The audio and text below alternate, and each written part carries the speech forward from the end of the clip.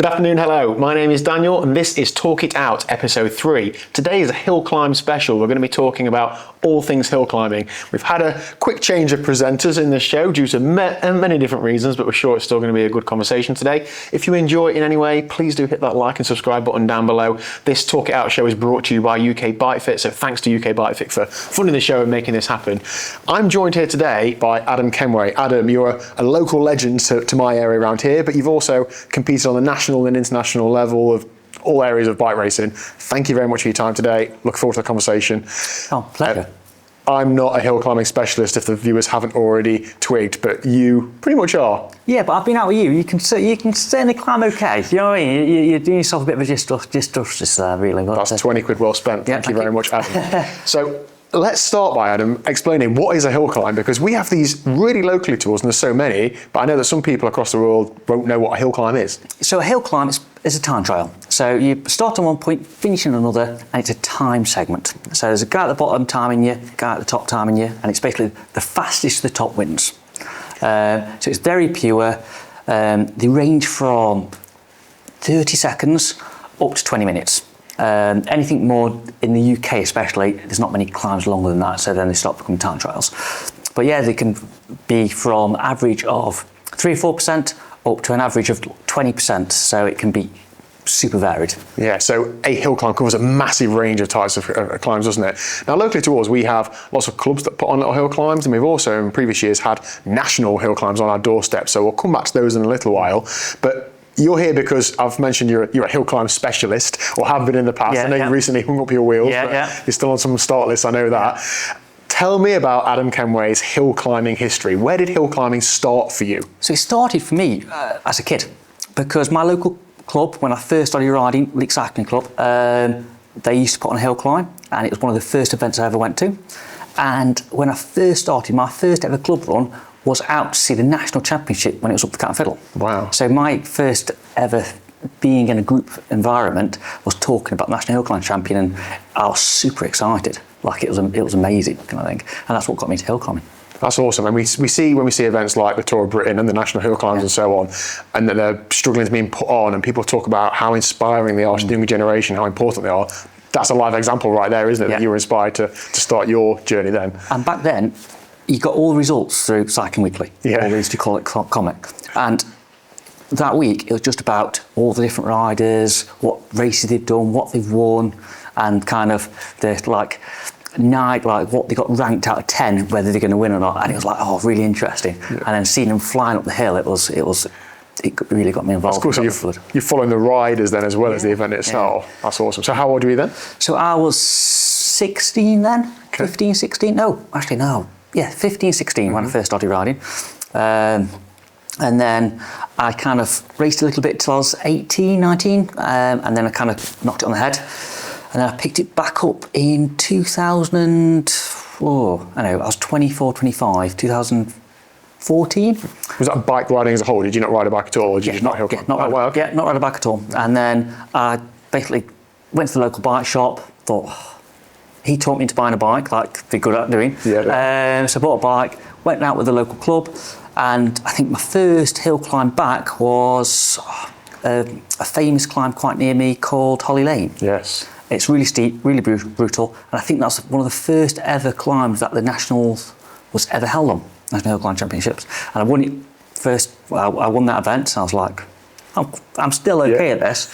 And that's when that got the blood going again, and I really enjoyed it. And I was really lucky at that time. There was probably 4 or 5 of us really locally, all really good hill climbers, and we all were good friends, so we used to go to the events together, and we used to go training together and just kick each other's heads in, and that's how kind of it kind of carried on. Perfect. And life is still pretty much the same, that sort of thing, isn't it, around here? Yeah. Brilliant. So some really good group rides, and they probably don't really like me kicking their heads in, but that's what kind of normally happens. And awesome. Promise, now I'm retiring, it's kind of I've got some medicine to take, I think. Yeah, got it. So let's talk about the local scene a bit more then. So when you were in your early 20s, I know it was only a year or 2 ago. What was the scene like then? How popular was hill climbing? How many people are turning up to these local hill climbs at the time? It was quite niche, if I'm honest. It was basically the road races at the end of the season, just something to do, just to prolong winter, just prolong getting on that winter bike. It was just something to, you know what I mean, a good atmosphere, and it wasn't that big. But then I came third at P-Royd Lane. I think that was 2014. And from that point I was really lucky, and that's when hill climbing took off.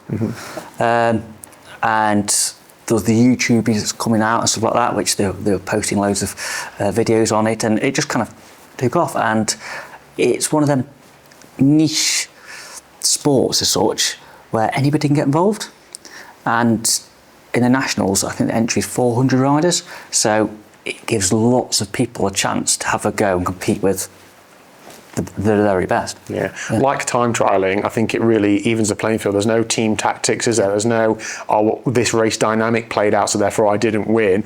You've got exactly the same chance, and I think it's even better than time trialling for equalising the field, because you can spend big money, you can have a super light bike, but you can also spend not a lot of money and make a super light bike, or even if you don't do that, a normal road bike isn't going to be massive in terms of you finishing 5th or 10th or whatever. So you can turn up, pin a number on, and you've got just as good chance of winning as anybody else. And it's quite good fun just trying to make your bike as light as it can, like cutting bits off, and especially eBay and everything nowadays, you can just pick up really cheap parts, cut them bits to bits, and just see where you go with it.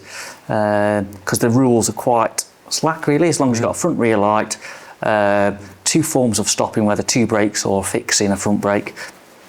That's about it. It's good, isn't it? I love it. Yeah. So let's fast forward a few years about our local scene then towards. Now I've done a few hill climbs locally. I haven't done anywhere near as many as you, but I've done Ryber, Bank Road, and a couple of the others.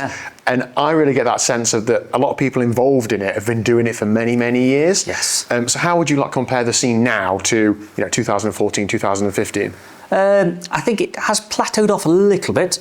I think COVID, that's always struggles a bit because people have stopped doing it during COVID, and then there's not as many picked back up again afterwards. So it's not as good. So when I won the National Hill Climb Championships, I'll just drop that in there. 2016 on Bank Road, which is about a mile away from here, and I still think that's the best atmosphere I've ever had for a hill climb. The pictures, it looks like the Tour de France. It was absolutely amazing. The only one what I think could have compared was when it was at Winnets, but weather wasn't on our side on that event. So I still think Bank Road was probably the biggest crowds, best atmosphere for any hill climb. And I would say that I won it that year. But it was amazing. It was. I think definitely the ones I've done locally, that it wouldn't be strange to see 50, 60, 70 riders signing on a Friday night, especially events like Hardwick. I know it's not running anymore, but it's a 1.5 minutes, 2 minutes climb. Yet you've still got 70 riders turning up and paying £5, £6, £7 to do a race, and I think it's really so good. At least 70. But Hardwick used to get probably more, and Muswell Head which was just gone past last weekend, was 185 riders, I think, on that start sheet, which is really good at the moment with the scene how it is. It's one of the cycling scenes which has decreased the least, if I'm honest. And I think when the club events get to a certain size, event organisers start looking at things like closed roads, don't they? And that makes it so much better. I remember a few years ago now doing Beeley Moor on a closed road, and that's for me it was about a 10-minute climb, and that was awesome to be able to ride up whereabouts on the road you want to be.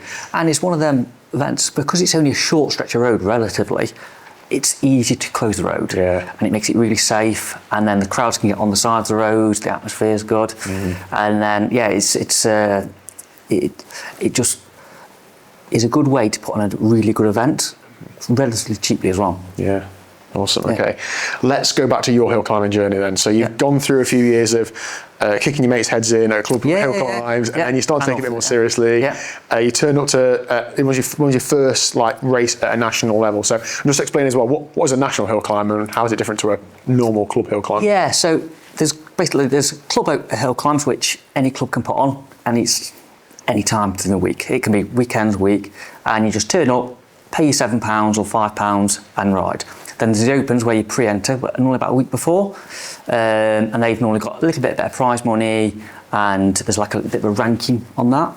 And then at the end of the hill climb season, which is normally the last weekend in October, where all the hill climbs kind of build up to it, there's a couple of special ones in between, which I might mention in a little bit, but that's kind of the peak. And everybody tries to get to their peak form on that weekend at the end of October. And it's quite tricky to do because it's trying to get to the point where you are at the lightest you've been, on the best form you've been, in some rubbish weather, and it's quite hard to keep your fitness up and basically staving off all the bugs and illness and stuff like that. But it's mentally quite challenging as well. If you've been racing on the road all summer, you get to that time where people are putting their feet up and easing off in their diet and their training. And that's another lovely thing I can see. So I used to road race as well. So I used to race all the way from February, so local reliabilities, which are races, or not races, but are races, to all the way to the end of October. But then you get some specialists. And from about, I think, 2016, or even beforehand, the specialists are hard to beat because they just, you wheel them out in September and they're there, and then they do the hill climbs and they wheel back out. And when you look down an entry list and you're like, no, I don't know many of them, but actually, yes, they're probably the ones that's their race of the year. They've not been raced on the road. And hill climbs are quite mentally demanding because most of them are relatively short.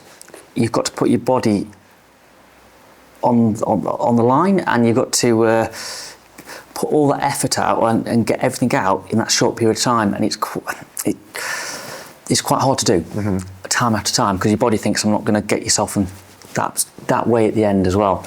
So I've been at many times where I've fallen off my bike and I've been quite ill afterwards, been sick and migraines and stuff like that, just because your blood pressure goes to the roof. Yeah, sounds really enjoyable. So talk me through your nationals journey then. So I take it you've set yourself a goal of, right, I've realised I can ride up a hill quite fast, so I would like to try and win a title. And the cycling time trials do give a national title. You get a jersey and a medal, invited to a dinner, all those sorts of things, don't you? So when did you start setting your goal on that? And talk me through the events that you did, because of course they change year to year, don't they? Yeah, so 2013 actually, I had an okay season. I think I was a second cat, a bit of road race. I think about 6-7 road races. Enjoyed them. And to be fair, I think I won every road race I did that year. Wow! But as a second cat, so I was kind of that was on the way up as such. And did some hill climbs. I think I did Ryber. Yeah. Won Ryber, which locally it's a famous climb. So everybody I talked to in the local community said, if you win Ryber, it's a big deal. Yeah. And the trophy's massive. Yeah. Yeah, absolutely massive. And I won Ryber, and so I thought I'd enter the Nationals, and actually I came 11th in the Nationals, but actually somebody got DQ'd, so I came 10th. Perfect. So the first ever Nationals I did, hill climb, I came 10th. Yeah. So from that point onwards I thought, I can do something here. I trained well, but I didn't really know how to train properly back then. And where was the Nationals that year? It was Lancashire. It was Ramsbottom Rake. And what was that climb like? About 2.5 minutes. Okay. It's a really good climb. Yeah. It's quite a bit shorter than Ryber. So Ryber, for those that haven't done it, the hill climb route starts off quite flat, really, doesn't it? You get up to probably 20 odd miles an hour, and then you come off the road, and then there's a couple of hairpins. It's wet, it's leafy. Yeah. I think you've actually stacked it one year. I have crashed on it. Yeah. Thank you for bringing that back. I did beat you that day, Adam. Yeah. So a bit different to a 2.5 minute climb, I take it. So, but you still thought it prepared you for that sort of effort? Yeah, I think it's knowing. Once you're good at hill climbs, it doesn't matter whether it's a minute or 6-7 minutes. If you knew how to get everything out on the bike. It's about putting yourself in that position where the lactic acid is building up. You can't feel your hands. You're going dizzy. It's being able to make yourself suffer. And then obviously after that, there's some people who are better at minute hill climbs and some people better at 8-minute hill climbs. But if you're good at suffering, you can kind of do all of them to a certain level, and then you just try to train and you match training to what hill climbs you want to prefer. Because whereas like in a normal time trial, even if it's a hilly one, it's going to be undulating. If you completely blow up, you can still manage your effort and maintain some pace. On a hill climb, if you blow up 10 seconds too early and you can't turn the pedals, which I've done, a lot of times. You want to climb on it. And if you blow up like last year's nationals, I didn't train for it really, and I wrecked it in the summer, and it was a lovely sunny day, and I had some good form because I was road racing. I flew up it, no problem.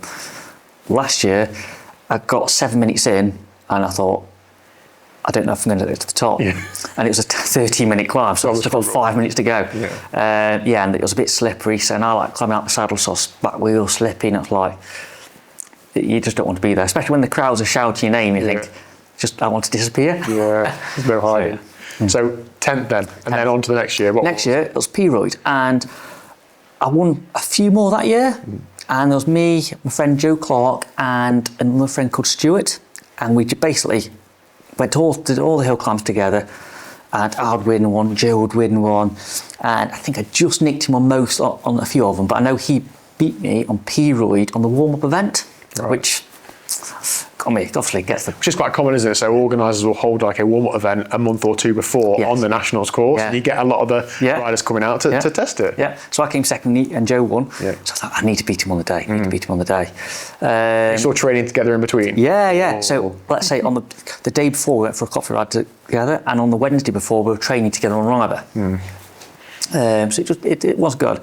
This is 2014? Yes, and we were all riding for the same team. So at that point, again, I wanted the season to be over. Because by the I want to hang my wheels up, I want to have the cake, I want coffee.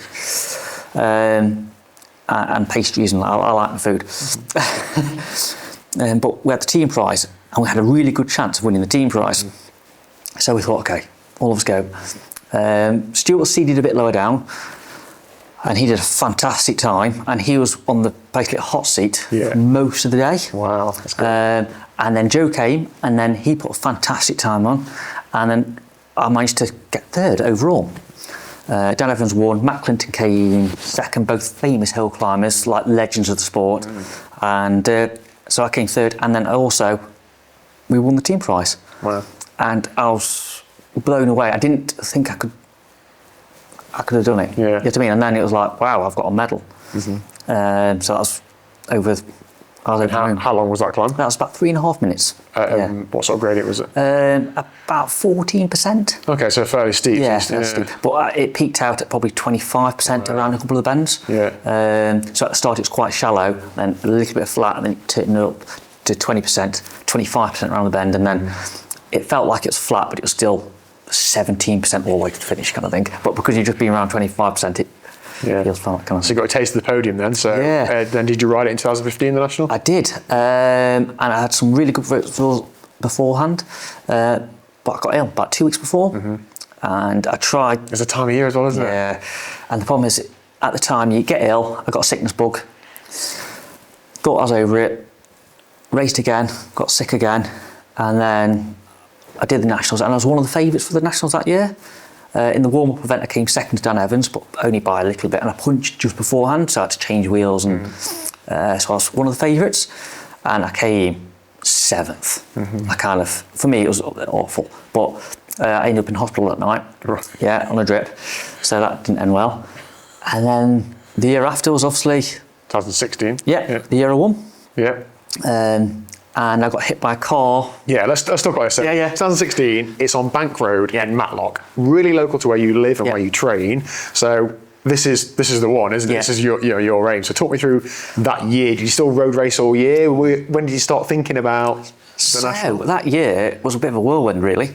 So I was riding for a club called Metal Tech, and for a chap called Andy Swain, an amazing chap. He basically put so much money into the domestic scene, and we were like a pro team, really. We were an elite team, but we had great bikes, we had 2 bikes with all the kit, training camps and everything. It was great, and I had a really good year. So I think back then there was proper Conti teams, and I think there was 6 Conti teams, and we were like the top elite team. And I came 12th. I know I came 12th in 4 or 5 Premier calendars at the time. The reason I know I came 12th is because we got £200 bonus if we had a top 12.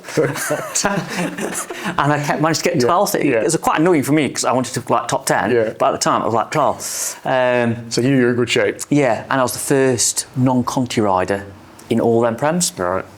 And then in the summer, Cheryl Podium came along, who was managing basically own team rally at the time, and basically offered me a contract. So, and that was kind of the first time I classed myself. I was getting pro. I left teaching at the time, and yeah, I was in a good place because my cycling was on the up. I'd just been given a proper contract. I'd gone from working full time to then riding my bike. Yeah. And the hill climb season was a bit of an extra, really. But I won. I was really lucky. I think I won 12 hill climbs leading up to. I think I only lost one. I think that was Munsell Head. And I came second and my gear slipped, and Joe did a great time, Joe McClark, my friend. So that momentum just builds, doesn't it? Positive things happening, good results, good training, like it just sort of snowballs, doesn't it? And then because you're winning, you think, hill climbing, especially a guy my size, I've got to diet. And it's quite hard. I've got to be really on a deficit in what calories are taken. And the more you win, the easier it is to think that sacrifice for not eating is worth it. So, and I got down to about 66 kilo. Which is, you're quite a tall guy. I'm 6'2", so it's quite light. But then a week before, I'd just done a recce up Bank Road. Because it's so close to you, you can know it inside out. Just done a recce up it. It's straightforward anyway, isn't it? And it wasn't a proper recce, it was just, I just built my hill climb bike up, the final hill climb with the gearing I was going to use on the day. And I just rode back down the hill, and I was just riding back home, and I was going to pick my lad up from school, and a woman pulled across me, knocked me out, ended up in hospital for the night. I hurt my wrist and stuff like that. And because I had such a good year, she has said, wasn't bothered about hill climbs that much, chill out, end of the season, don't worry about it. Yeah, so no team pressure to turn up and do it. But no pressure, look, I don't bother. But then, like Wednesday came along, I was like, I don't feel too bad, you know what I mean? I kind of worked my wrist a bit. And I'd won some trophies, which basically the race organisers were going to give me on the day of the Nationals because they want to engrave my name on the trophies and stuff. So I thought I had to turn up anyway to pick these trophies up. I may as well just do it. Yeah, like you'd already entered and stuff. I'd do it. Had the start list come out by then? I bet it had. Yeah. So you see it out there, turned up, no pressure, had a coffee, bit of warm up, did it, and I was quite early on because I didn't have a great ride the year before, and there was a bit of a muck up in the start sheet. Generally, in hill climbing, to build up an atmosphere, and because normally you don't catch anybody, the person who's won it the year before is last man, and the person who's likely to come second or might win it second, and then third, fourth, fifth to the end. So it kind of builds up. So if you're watching, you can see all the fast people at the end, and you can kind of see who's going to win in the atmosphere. Was that a minute when they went past, or was it just less than a minute? Yeah. But that Nationals, they put everybody 10. It's like seeded, so I went like a time trial. Yeah. So I was quite early off. So I went up to the top. Sort of 5s and 0s, isn't it? Yeah, 5 and 0s, if I didn't this time. Yeah. Went over the line. Whew, I knew I'd done a good one because I got everything out and I didn't blow up. And I could just tell it was fast. But you hadn't ridden for a few days before, I did. Yeah, so I was super fresh. I was like really, really fresh. Got over the top, and I knew everybody at the top. The catcher caught me, knew him, and I was like, he said, "Oh, yeah, that's fast." And thanks. And then I saw this guy running over with this piece of paper. I thought, "Who's he?" And it was anti-doping. So yeah. Sit there for 4 hours then. Yeah, so anti-doping ran across, give me this piece of paper, and went, "I've got to stay with you now. No, you've got to be back at the headquarters within 15 minutes, and then as soon as you get there, you can't leave. And anybody who's done a hill climb to a high standard, you feel really rough after the hill climb." So I was like, get there, put my bike back, run into there, anti-doping. Then you've got to sign dozens of forms, pick these loads of bottles, and then you're given about a litre of water, 2 500ml. You're not allowed to have any more than that because you're not allowed to dilute your urine anymore. So that's all you're allowed. And you've got 2 hours from when you get in there to give the sample. Yeah. If not, they can give you a little bit longer, but they want to clear off normally. Nothing worse than peeing under pressure, is it? Yeah. Exactly, especially you're nervous beforehand and you wean all the time, you know what I mean? So yeah, give the sample, but by the time I was in that room, all the results had come in. So you weren't seeing the race? So I didn't see it. So I didn't even know I won. Yeah. And actually, Shez popped head in and said, "Adam, you've won." And I was like, Yeah, it's a joke. "Yeah, whatever," kind of thing. Yeah, and I won. Managed to give a sample, obviously. Yeah. Awesome. And then that was the end of that. Nice one, right. Well done. Yeah. Sorry. Let's talk a bit about, I think we touched on, like the training and the athletes that turn up to these hill climbs, because you'll see people race in the Premier Calendar, the National A's, the National Road Series, all of that. Then you see people racing abroad, and the Tour de France and all of that. Yeah. These hill climbers, like, how good do you have to be to win the National Hill Climb? If Tom Pidcock turned up, would he win like a 3-minute hill climb or not? And I think we see more of this at Monsell, don't we? People turning up who ride for big teams. Yeah. Just talk me through, perhaps the difference in athletes and how good these people are. So I've read Tom Pidcock, and I used to race with him when I was racing domestically, and I've raced with him like nationally and Tour Yorkshire and things like that. But then he joined Ineos, and he was going really well, and he turned up at Monsell. And he's actually done it. I was purely making it up. Yeah, Great. Tom's done Monsell, Right. James Shaw's done Monsell, and I watched James Shaw do it. yeah. And to be fair, he didn't do a bad time. I think he did a 1:26, which is anything under 1:30. Our classes, you're gifted. Yeah. And I think both of them did under 1:30s, but I think that day I did a 1:17, so I nearly put 10 seconds into him. Yeah. So I spoke to James about that on the day. I was like, he rides for EF, so he's a World Tour rider, and I'm like, not rudely, but how come these people are like so much faster than you on the short enjoyed climb? that conversation. He absolutely loved it. But the summarised response, without any of the swear words in, was it's different to produce an effort just fully fresh versus after 3,500-4,000 kilojoules of work, which is, I think, basically what sets the World Tour riders apart. That you see, Pogacar breaking away at 40k to go after having done however much, and that's what you get from years and years of riding like 25 hours a week. Whereas these specific short efforts, you can train for like on a time budget, can't you? Really? That's why. But you've got to be a special kind of mentality to be able to put your body into that place straight away, because there's no time to build into it. You just need to be there. I remember seeing Callum Brown posted some power numbers. I think it was from Monsell or even some training efforts a few years ago now, and he did over 1,000 watts for a minute a couple of occasions, and everyone on the internet was like, absolutely not, no way, calibrate your power meter, it's never like that. But that is possible, isn't it? And that is what's required at those short efforts. To his times at Monsell, I think the course record is Malcolm Elliott. 1:14.1, like 1980 something. Amazing. And then the second fastest ever is Callum. I think he's done a 1:14.8. And then the third was me, and I've done I think it was 1:16 or 1:15. And that day when I won with that time, I'm sure I did 968 watts for a minute. Just being sick of that off. But obviously it was 1:15, so that's still. I didn't know I did 4:15 actually at the time, but so you got to put big numbers out. But then it's I've raced like Tour Yorkshire and things like that, and it's a very different effort. It's trying to put your body in that for the climbs, let's say, in World Tour races. It's a sprint actually before you actually ever hit the climb, which people never realise, and it's incredible how fast they race into the bottom of the climbs. They look like they aren't trying, but they put in 600 watts before they even touch the climb, and then they hit the climb, and it's like, then they've got to put an effort in. But it's a very different kind of effort.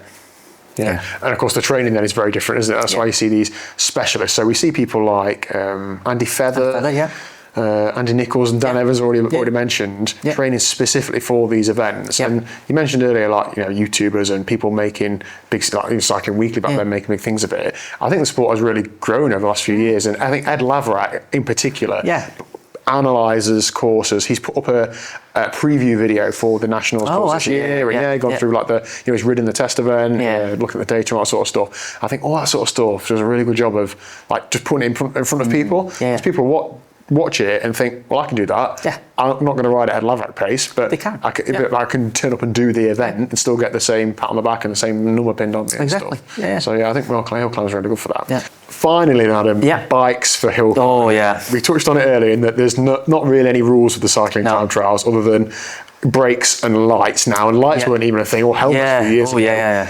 What sort of builds are we seeing, and what was your hill climb bike build? So I've had a few. So the one I won the nationals on was Cervelo RCA, and that was about 4.8 kilos. Dual race at the time, cut down levers, lightweight wheels, with I think I had Continental Olympics on, special tyres from Continental sent me them, which were Tubulars. great. Tubulars, yeah. So they were great. Normally one by, so I had like a 42 or 44 on the front, and then I have normally a full block, but even people have small blocks because they only know they're going to use 3 or 4 gears. So what's the point in having all the gears on the back? So like spacers instead of blocks because you don't need them. Carbon saddles, which are very uncomfortable, but you're not really sitting down for much. Yeah, there's like, you go to town, they drill everything out, they take the paint off the paintwork or off the frame, so it can. You did once a couple of years ago through your work in a school, get the children to embark upon a design technology course, which was I had a frame which had lacquer on, so I thought, give it a few in detention, and they sanded it off, kind of thing. So they loved it. I mean, the hill climb bikes, you don't really ride them on the road, right? They're just specifically for that hill climb. So I used to do like 20, 30 mile a year on my hill climb bike, really. I might do a couple of efforts in midweek just to make sure it doesn't fall apart. And that has happened to me a couple of times as well. Is there any hill climb tech you've seen now where you thought, I wish I had that 2015, 2016? Not really. I think now, the only thing I will say is the lightweight equipment is more durable. And it's got more longevity onto it, where my lightweight kit is light, but I used to break stuff all the time. I've seen like Callum Brown sheared a crank, didn't he? Cranks and stuff was like that. Monsell. But this takes it to another. I think he only was using 3 chainring bolts because it saves weight. I think he used all 5 next time. I saw on the recce as well, he snapped the rear triangle of another bike as well, didn't he? Yeah. Maybe just a bad luck period of time anyway. And his start, when people say they put 900 watts out or 1,000 watts, I'm quite progressive how I put the power out, where he's just like... It's like a track start, isn't it? 900 watts, bang. I've seen those photos of him like gripping the bars and like the veins are coming out. Yeah, it's good. Okay. So we have some hill climbs coming up in the local area soon. So if you're in the Derbyshire area, get your entries in. The Nationals is only a few weeks away. Yeah, unfortunately, by the time you see this, the entry will already be closed. Yes. But any tips for the Nationals in terms of who do you think is on form at the minute? So it's 4.5 minutes, I think. I think it'll be 3 minutes. I think the course record's 4.5. Can you? So I've got the course record is. I'm normally quite good at this. I don't know, but the KOM is about 4 minutes. So the KOMs and QOMs are Gabe Della currently has the KOM in at 3:46. The segment might be slightly shorter than the actual time trial day, and Illy Gardner, who, as we know, is an excellent climber, has the QOM in 4:22. Wow.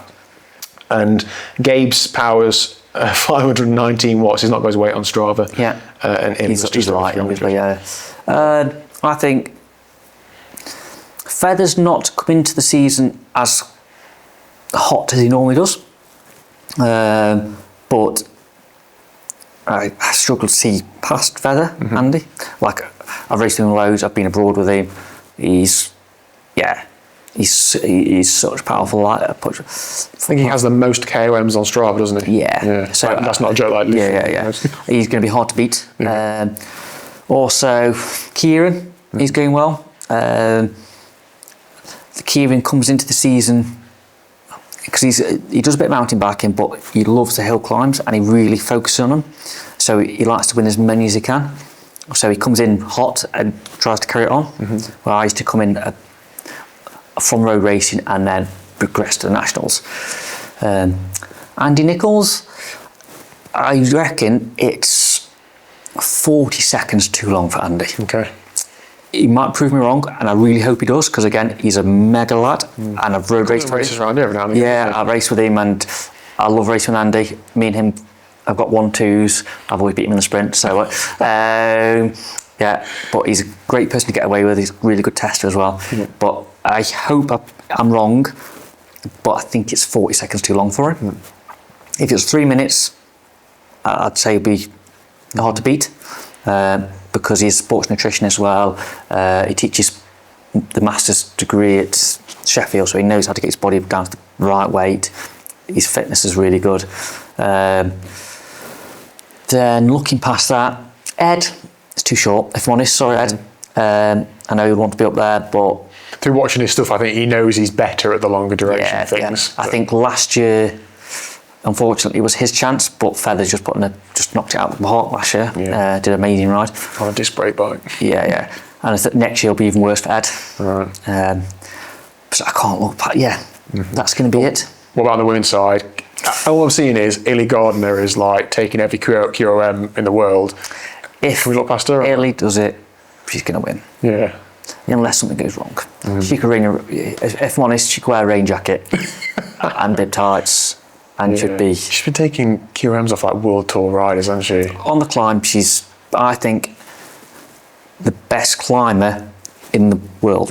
Like, in the world. Yeah. And she's been in recce the climb. She's given it a full gas attempt. Like she's not giving it attention seriously, which is Fair play. I can't see anybody putting it past her. If it was a shorter climb, maybe not. But yeah, sorry. Okay. Awesome. Right. Well, thank you very much, Adam, for sharing your hill climb knowledge. Really enjoyed the chat. Yep. Let us know your thoughts down below. Do you do hill climbing? Are you going to get into hill climbing now? Perhaps just try and block the bits out in memory about the headaches and and all that. You can enjoy them. I've done quite a few, and although you go full gas, like I do find you do recover from it, and a lot of them finish at pubs. Yes, exactly. Yeah, and cake and stuff like that, which is mega. Especially, it doesn't really work out well when you're training for getting ready for the nationals and there's a pub and loads of cake at the top. But yeah, they are really good. Brilliant. Right, thanks very much. Cheers.